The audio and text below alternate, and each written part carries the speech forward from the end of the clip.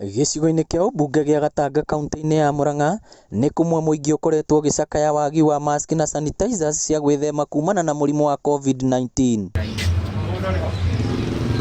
Na rĩu mũmbunge Ndwati Ngũgĩ nĩ aheanĩte mask 10,000 na sanitizers kũrĩ atwarithia a nduthi, onjoria na ahũri biacara oro ũndũ ũmwe na mũingĩ. Gũkũ Gatanga nĩ twagĩire na case ya COVID, na koguo tũrauga nĩ tũkũnyitanĩra hamwe na thirikari nĩguo twarĩrie andũ aitũ na tũmarehere indo iria ciagĩrĩire. Ndwati nĩ ahinyĩrĩirie mũingĩ bata wa kũrũmĩrĩra mawatho marĩa magathĩkĩtwo nĩ thirikari. Andũ makageria mũno gwĩthamba moko tondũ research ĩrĩa ĩrĩga gwĩkwo nĩ yonanirie atĩ 61% andũ thĩinĩ wa thĩ COVID ĩtanoka andũ matirethamba moko. Andũ metĩkĩre kũiga distance, social distance, mũndũ agakorwo hanene na ũrĩa ũngĩ.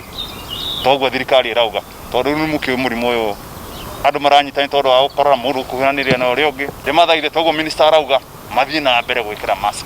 Makĩamũkĩra indo ici, atwarithia a nduthi na onjoria nĩ matarĩirie moritũ marĩa makoretwo magĩcemania namo ihinda-inĩ rĩrĩ bũrũri ũgũmĩirwo nĩ COVID-19. Ngũhoya andũ a boda Kĩmatu boda twamatwarĩra nyamũ ici matuĩke a gwĩkĩra na gwĩthamba moko na mathambagie customer citũ moko, mũndũ akĩhamba nduthi na mũndũ akamenya mũndũ aimĩte kaunti ĩrĩkũ. Biacara ti njega ũrĩa ĩrarĩ mbere, tũramenyerete kwenderia andũ, niĩ nyendagĩria mostly andũ a wabici na matiroka kwa wĩingĩ ũrĩa marokaga mbere ĩyo. Kĩndũ kĩa mbere oka customer tũtiramba kũmũkua, tũramba kũmwĩra heitagĩria maĩ harĩa na thabuni athiĩ oge acoke oke, na nĩ tũramũthũrima tũkamũria ũngĩkorwo umĩte kaunti ĩrĩkũ.